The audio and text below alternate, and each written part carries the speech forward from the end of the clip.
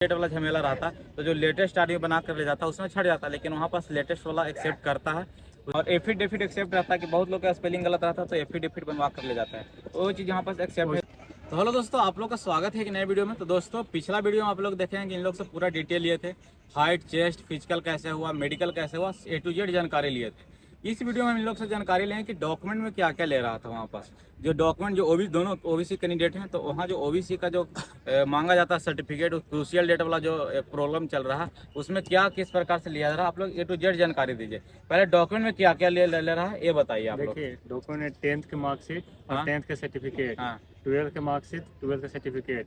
अगर ग्रेजुएशन दिए तो ग्रेजुएशन के सर्टिफिकेट और मार्कशीट, और नहीं है तो फिर प्रोविजनल, इतना में काम चल जाएगा। ठीक है। अगर हायर एजुकेशन क्वालिफिकेशन में आप दिए प्लस ग्रेजुएशन में तब ले जा सकते हैं। मम्मी पापा का जो भी नाम है, तो मैट्रिक, इंटर, BA तीनों में नाम का स्पेलिंग से होना चाहिए। अगर स्पेलिंग गलत है तो ऐसा तो नहीं था कि गलत नहीं था, लेकिन गलत होने के बाद हो सकता है कि रिजेक्ट कर देगा, लेकिन सब मिला रहता है और स्पेलिंग। तो नाम मिलाता है, अपना खुद का और नाम हो फिर गया, एड्रेस हो गया। आधार कार्ड के फोटो कॉपी लगेगा, आधार कार्ड से मिला रहा था। और हाँ। फिर हो गया थी डॉक्यूमेंट के बाद फ्री हो गया थी ओबीसी और रेसिडेंस। हाँ। तो ओबीसी में 2023 के है, 2023 में कोई 1 जनवरी से लेकर 31 दिसंबर तक कोई दिक्कत नहीं है। 2023 का मतलब 22 के है तो नहीं लगा, आपको रिजेक्ट कर देगा। हाँ। और अगर 24 के है तो 24 के रहना चाहिए। तो 24 में अगर है ना तो हाँ। खाली वो एक डिक्लेरेशन फॉर्म भरवाएगा। अच्छा, कि 2024 में आप न्यू बनवा कर हाँ, गए कि हैं हम 2023 में भी ओबीसी थे। हाँ। अगर मतलब कि बोलता है कि फॉर्म भरो, अगर 2023 में ओबीसी था और नहीं है तो अपना वहाँ से वहाँ SSC चेक आयोग करने समझेगा, आएगा। फिर आयोग अपना। चेक करने आएगा, तुम गलत पाएगा तो तुम पर कार्रवाई होगा बस। क्योंकि और किसी कोई के पास दिक्कत डॉक्यूमेंट नहीं भी रहता, पिछला बार भी हम वीडियो में बता चुके हैं कि अगर आप ओबीसी लेकर नहीं जाते हैं तो वहाँ बोलता है कि 3 दिन 4 दिन के टाइम में आप घर से बना और जिसके जाइए। पास डॉक्यूमेंट एक भी नहीं है उसको 5 दिन के 5 वर्किंग डे के टाइम दे रहा है, उसमें लेके जाइए। और अगर नहीं जाते हैं, अगर आप फिर उसके बाद भी एक उपाय है कि अगर आपका एज 23 से कम है तो फिर आप जनरल में चल जाइए। जनरल में चल जाइए। और 23 से ज़्यादा है तो फिर भाई रिजेक्ट हो जाएगा। रिजेक्ट हो जाएगा। लेकिन देखिए पिछला बार भी यही सिस्टम वहाँ पास गेट पे ही चिपकाया हुआ था कि जिनके पास ओबीसी सर्टिफिकेट नहीं है तो 4 दिन का टाइम आप घर से बना कर लेके, अगर क्रूशियल डेट वाला झमेला रहता तो जो लेटेस्ट आदमी बना कर ले जाता उसमें छट जाता, लेकिन वहाँ पास लेटेस्ट वाला एक्सेप्ट करता है। उसके लिए आपको डिक्लेरेशन फॉर्म भरवाएगा।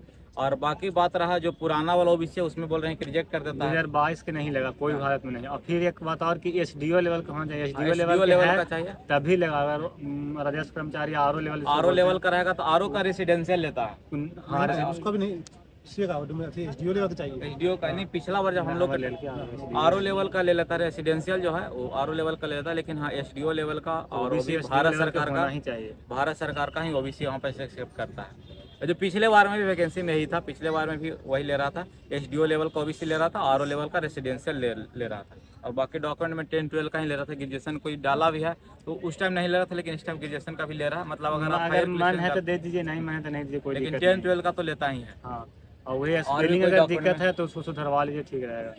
और एफिडेविट एक्सेप्ट रहता है कि बहुत लोग का स्पेलिंग गलत रहता है तो एफिडेविट बनवा कर ले जाता है, तो वो चीज़ यहाँ पास एक्सेप्ट है या नहीं? कैंडिडेट है ही नहीं था। क्या पिछला टाइम क्या हुआ था कि रांची में नहीं ले रहा था, जो रांची जो हो रहा था मेडिकल चेकअप, तो वहाँ पास जब डॉक्यूमेंट वेरिफिकेशन हो रहा था तो वहाँ पास जो एफिडेविट बनवा कर लेते थे, नाम में स्पेलिंग में गलती हो गया था तो वहाँ पास एक्सेप्ट नहीं करता, रिजेक्ट करता। लेकिन ऐसे कुछ कुछ सेंटर पर है जहाँ पास आपको एफिडेविट एक्सेप्ट करता, फिर बोलता है कि जब आप ज्वाइनिंग करिएगा तो जब डॉक्यूमेंट वेरिफिकेशन वहाँ होगा एक बार फिर से तो उस टाइम सही करवा लीजिएगा। बाकी कुछ कुछ सेंटर इक्का दुक्का है जहाँ पास एफिडेविट एक्सेप्ट नहीं करता और रिजेक्ट करता है कैंडिडेट का वहीं पास, या तो फिर कम एज रहता है तो जनरल में डाल देता है। बाकी और डॉक्यूमेंट से तो रिलेटेड और कोई प्रॉब्लम नहीं हो रहा है, मेनली क्रूशियल डेट का ही लेकर के ज़्यादा कैंडिडेट का प्रॉब्लम हो रहा है ओबीसी का, तो यही डॉक्यूमेंट में वहाँ पर चेकअप हो रहा है। ठीक है दोस्तों, अगर और भी कोई अलग सेंटर पे आपको अगर रिव्यू चाहिए वीडियो का तो आप लोग कमेंट जरूर करिएगा। लगभग हर एक सेंटर के जो स्टूडेंट हैं जो प्री मेडिकल मेरे पास से करा कर गए हैं तो वहाँ पास से भी फिट होकर के आए हैं, तो अब मेरे पास हर एक सेंटर का कैंडिडेट अवेलेबल है। मेनली जो सबसे ज़्यादा क्वायरी आ रहा था या कॉल भी आ रहा है मेरे नंबर पर, तो यही सेंटर बरौनी का आ रहा था। तो बरौनी के भी दोनों कैंडिडेट थे, बरौनी से भी कैंडिडेट नहीं आया था तो बरौनी के, बाकी हर एक सेंटर से लगभग पास होकर के यहाँ पास आ चुके हैं। तो आप जो भी सेंटर का बोलिएगा हम वहाँ से डिटेल रिव्यू निकाल देंगे, क्योंकि अभी बहुत ज़्यादा टाइम मेरे पास नहीं मिल पा रहा है, जिसके कारण हम हर एक सेंटर का डिटेल रिव्यू वीडियो लेकर के आए। अभी उतना ज़्यादा मेरे पास टाइम नहीं है, ये इस सेंटर का ज़्यादा क्वायरी आ रहा था इसलिए हम इस सेंटर का वीडियो बनाए।